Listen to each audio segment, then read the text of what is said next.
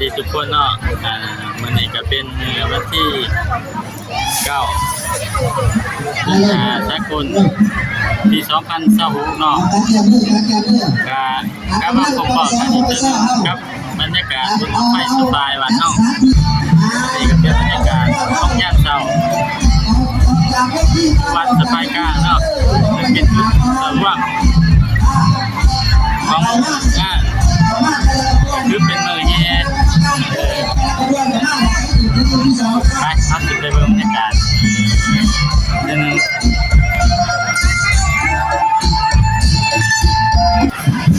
นี่ก็เป็นตัวแย่จากบ้านนักของเราเป็นตัวแย่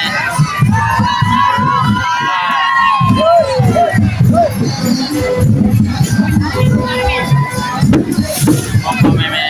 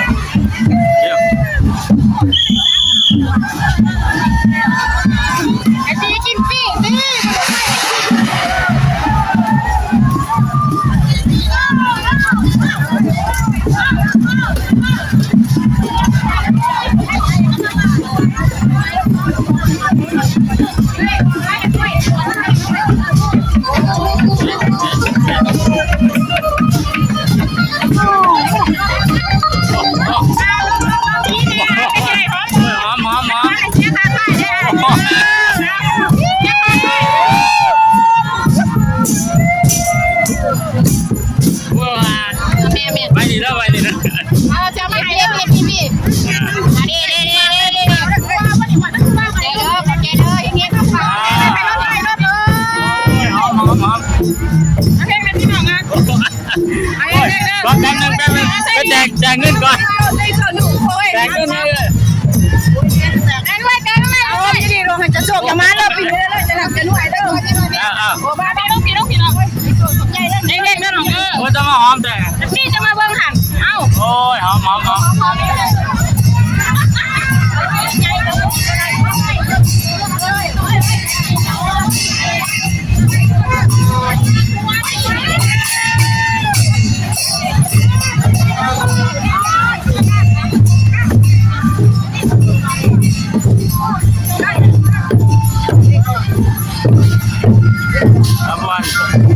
ขบวนก้อนกลุ่มสะพายก้อนใต้ครับทุกคนนี่ก็เป็นขบวนที่มาส่งเขาประกวดในงานบุญรถไฟสะพายที่สมุทรสงครามไปที่พวกสะพายจบงานอะไรกันแดงมากสุดเกียรเลยขบวนก้อนสามารถที่จะสะพายกลุ่มนี้นะ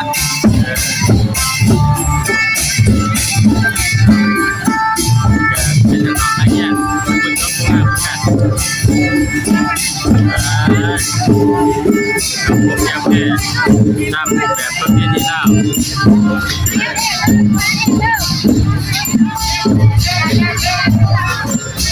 ป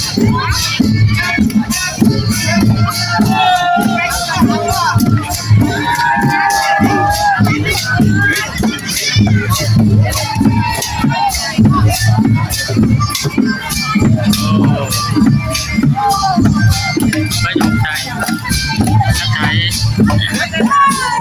นี่ครับขบวนก้อนอีกสะพาย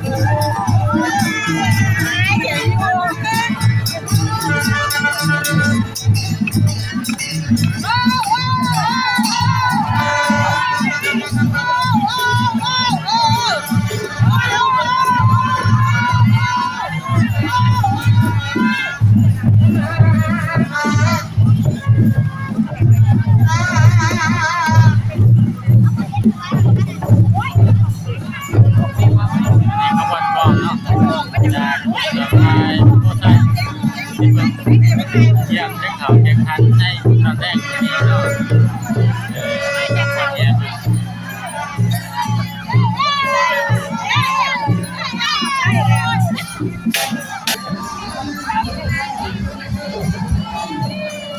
แล้วร้านยังร้านนี้ละโอ้ยจะสร้างงานเนาะใจเด้อ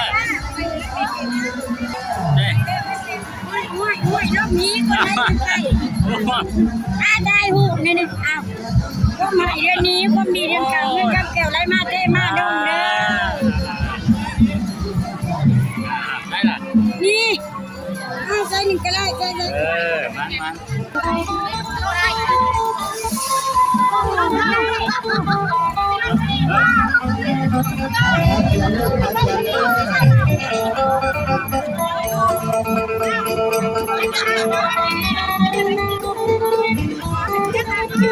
โคตรมาใหญ่เลยไม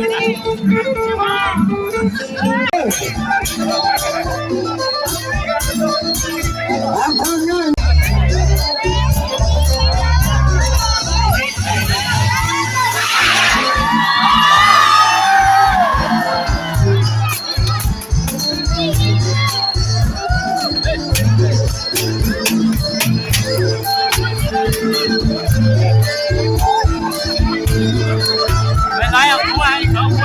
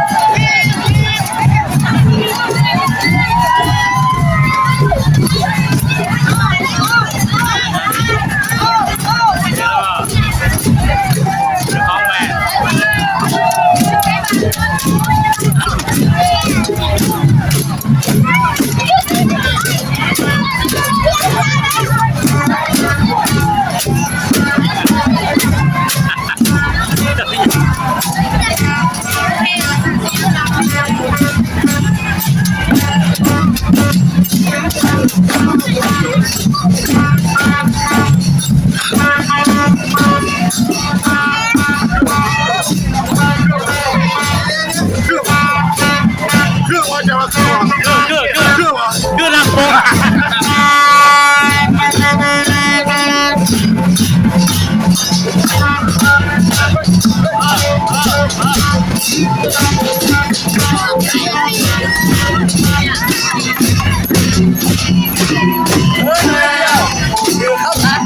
เยอะตัวนี้โอ้ยได้อะไรเมียเยอะตัวนี้เมียสบายว่ะ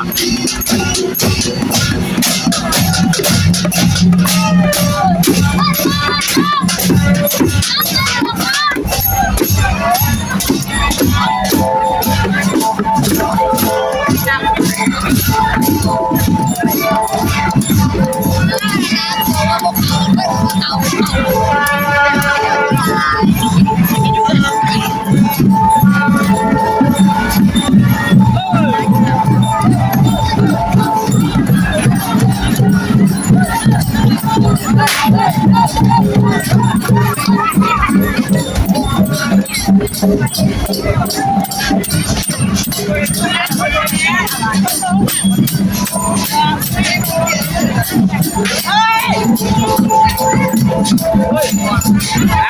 ด้านเชี่ยวแห้งเลยดิร้านนี้ด้านเชี่ยว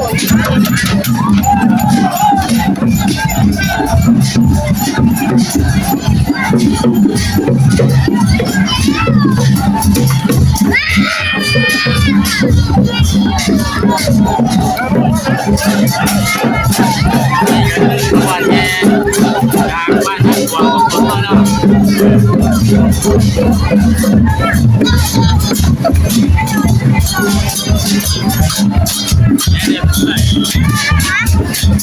ถ้าวันนักกวนถ้าวันนักกวน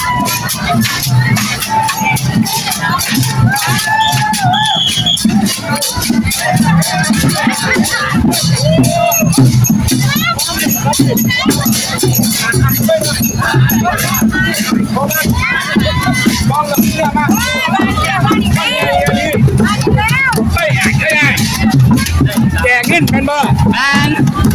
โน่ไร โอ้ขอบใจเลย ไม่พอไม่ได้ โอ้ ทางที่คิด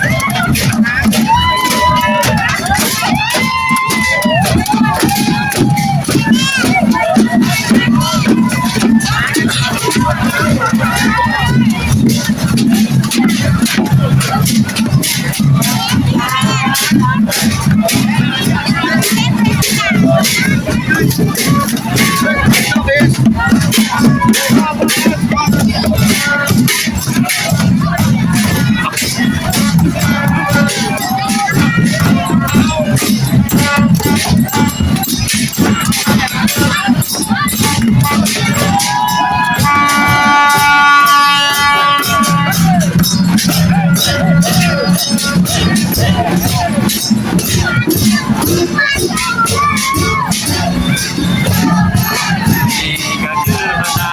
คนขึ้นมาเอาเบอร์ก็ทางบรรดาบ้านห้องทางห้องทายเป็นประเพณีของชาวบ้านสบายเนาะ1-3 ปีจัดเดือนนึงก็ถือว่ามวนหลายปีนี่ผู้คนก็หลั่งไหลกันเข้ามาเบิ่ง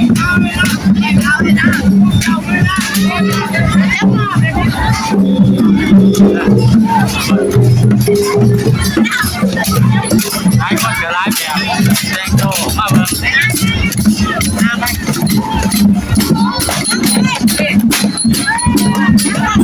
แต่งตัวทหารตำรวจเนาะแต่งตัวจริงตัวปลอมนี่เว้ย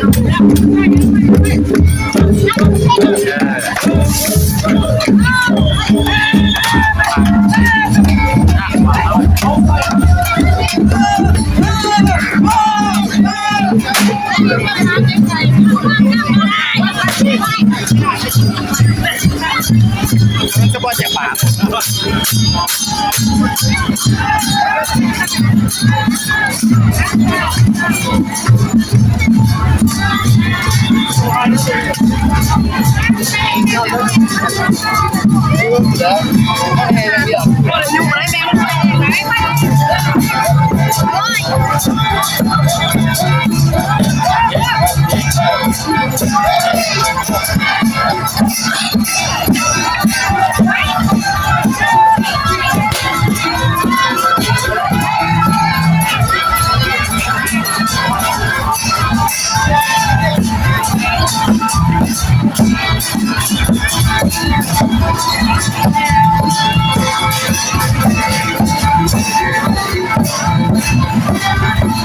วันไหนปีนี้เนาะ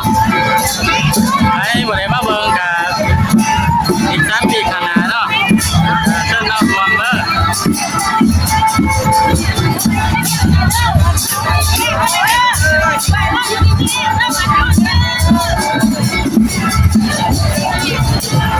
Hãy subscribe cho kênh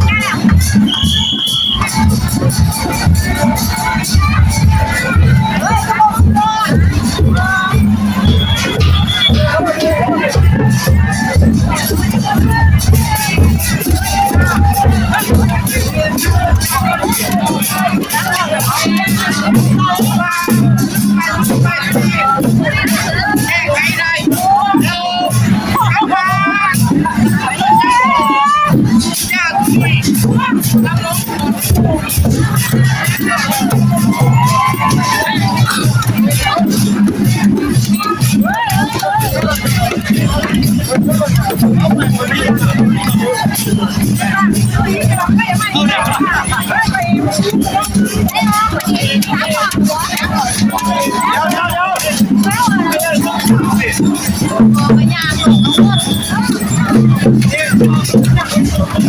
để không bỏ lỡ